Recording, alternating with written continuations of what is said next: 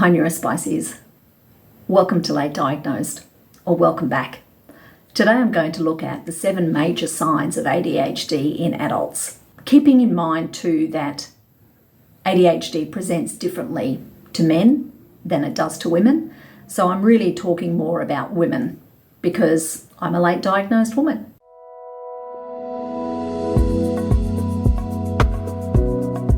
Seven signs of adult ADHD. And I'll go through them and I'll list them here. So the first major sign of adult ADHD is hyperfocus. So the ability to focus into certain areas. So you might see someone who you're trying to get their attention, perhaps it's a loved one, and you are unable to get their attention because they're well and truly concentrating on something.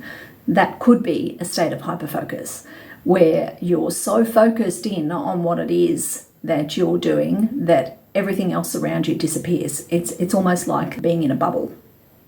And that's certainly one of the things that I've experienced and can experience. Another name for that is called flow state. So when I'm working, if I'm working on a particular project, I can just keep going and keep going and keep going until that's done. And I will tend to ignore all of my body signals, so hunger, even going to the bathroom sometimes until it's absolutely urgent. You can get through that without experiencing those symptoms because you are in flow state or hyperfocus. Another major sign of adult ADHD is difficulty in controlling emotions. And the reason for that is because we get to such a point that everything becomes overwhelming. And so it's very, very difficult to control all of that comes up. You get to a point where you're almost on the edge of a cliff. And whatever it might be, it can be the tiniest thing seemingly to you. And suddenly you're falling off the edge of that cliff and you've now got no control. And it might be that you've used all of your energy that day in being able to get the work done that you need to get done, or handling a plethora of stimuli that's coming in. The neurodivergent brain, when it is taking in all of its environment all the time, and our brains can't control what it's going to focus on, by the time you get to something that feels overwhelming, your energy is spent. So it's very, very hard to control your emotions. So that can be a real major sign. Number 3, impulsive shopping. Now, this one is an interesting one. I don't experience this one myself, but I know people who don't have ADHD who are impulsive shoppers. But behind the ADHD side of things is the need for dopamine. So back to basics when it comes to scientifically looking at ADHD. Our brains do not produce the same level of dopamine that neurotypical brains do. So our brains are looking for that dopamine hit effectively. Now we can look for that in a variety of different ways, and one of those ways is through impulsive shopping. Some people can become addicted to a variety of substances. You might find people who are addicted to alcohol, addicted to gambling, addicted to food. All sorts of different addictions can present when you're looking for a dopamine hit. So the impulsive shopping and overspending, so the problem with that though is that when you order something online and it doesn't fit, then your ADHD brain tends to forget to actually return that within the time frame that you're supposed to return that, and that becomes another problem. So number 4, time blindness.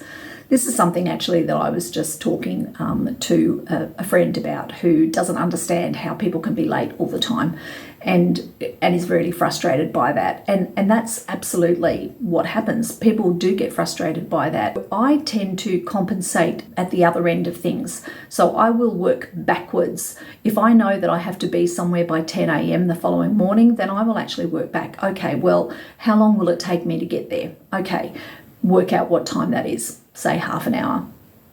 So I need to leave the house by, say, 9:15 because I want to allow for traffic and if there's any problems with traffic. So I will work backwards. How long is it going to take me to get ready? Therefore, what time do I need to wake up? What time do I need to have had my coffee by? All those kinds of things. I work backwards in order to get there on time. But those are things I've learned to do over time because I don't like being late either. But some people just aren't able to manage their time effectively and so will be chronically late a lot. And I know people like that. Number 5, many people with ADHD are high functioning. You will see them as people who are perfectionists, people who are workaholics, people who seem to have their life all together. But what you don't see is, like a duck underwater and their legs are flailing underneath the water to keep them moving. That's effectively what's happening. But what you probably will see with them later in life is, especially if they're women, is a lot of burnout and a lot of inability to cope and being diagnosed with things like anxiety and depression, where in fact it's just ADHD and they're not able to actually manage life stressors the way that they normally would.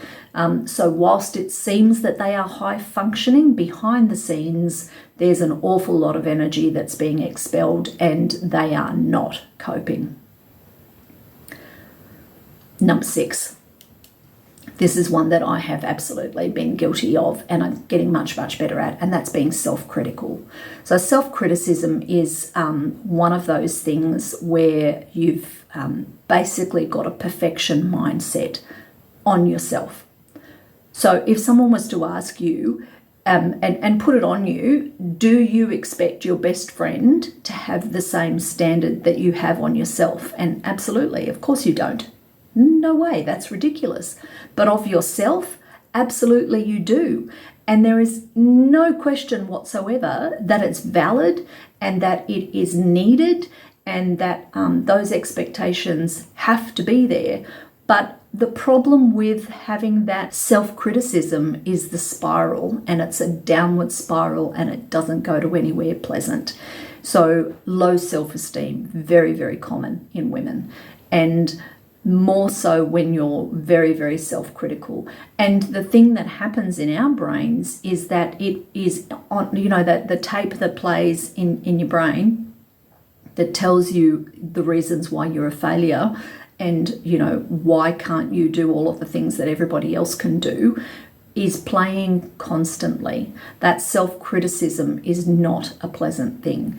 And it's the reason why women are 4 times more likely to be suicidal with ADHD than those without. So there's a huge negative impact when you're self-critical. It's a relentless voice. And what I understand is that it's part of me and I need to manage that. I'm learning that perfectionism can be applied across things that I know that I'm capable of. That I'm not going to set the bar so high on things that I know that I'm not capable of, that I am absolutely going to fail and therefore be even more self-critical of myself. So it's important to focus in on the things that you actually can do, understand what those are, and look at things that are healthy for you to achieve. Lastly, the 7th major sign of adult ADHD is work history that is very short-lived in lots of different jobs, or an extensive career in a plethora of different things. So changing careers often, changing different jobs. The reason for that is because we find that we're not good at certain things and it becomes untenable. There's lots of different jobs that are really, really good for people with ADHD. Things like paramedic, things like in the medical profession, those who are in the service industries, someone who works in a cafe and, you're serving a variety of different people all the time. So it changes from day to day. Someone who sitting in an office who is processing the same kind of data day in, day out, that's actually not going to work for an ADHDer. And in fact, you're kind of going to switch off and be very, very distracted. So things that are changing often where you've got lots of pretty heavy and strict deadlines are the things that our brains can actually engage in. And I'm lucky because the job that I've got now, there are deadlines and there are timeframes on a variety of different things. And whilst there are still distractibilities within the role, I'm learning how to manage those distractions so that I can get everything done within the timeframes that I can. And it's not easy, not at all. Do you have those signs? Do you know someone who has those signs?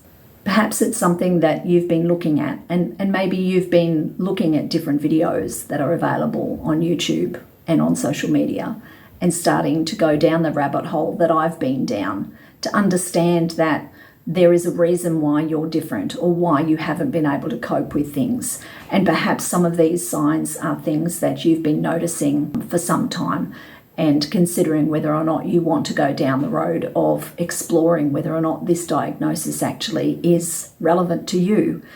I would highly encourage you to talk to your psychologist, talk to your doctor, and ask for further tests. Ask whether or not that's something that you can explore to look at. Because the last thing that I want is for you to feel like a failure for any longer than you have to. Because if all it has been is ADHD, trust me, it's not a bad thing.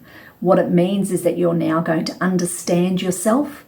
You're going to understand that you haven't been a failure, but that life is just played differently with the brain that you have, and you can do it, and you will do it. If this is content that you find helpful, or if you found it interesting, please hit the like button. Hit subscribe. There's no charge to hit subscribe. All it does is it notifies you when I upload a new video, which I do every Saturday at 6 p.m. And I hope that what I share with you helps you in your journey, or perhaps you'd like to share it with someone who you think could benefit from watching it. Thanks for watching, and I'll catch you in the next one.